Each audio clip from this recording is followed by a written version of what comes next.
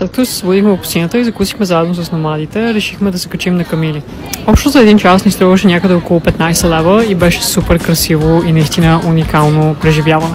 Времето беше доста топло, някъде около 25-6 градуса и затова се наложи да наносим тези черни кърпи на главите си. След като приключихме с камилите, тръгнахме обратно към Маракеш, където решихме да останем за още една вечер, понеже не ни се шофираше толкова дълго време. Лошото на цялата работа беше, че изведнъж ми стана адски лошо. Супер лошо и започна да ми се повръща. Изведнъж нямах абсолютно никакви сили, никакъв апетит и страшни болки в корема. За 12 часа повърнах около 13 пъти и просто беше ужасно. И тогава осъзнах, че най-вероятно имам натряване от храна. Понеже положението беше доста зле, просто решихме да преспим в хотела и да си купим билети обратно за Англия, за да се приберем обратно вкъщи.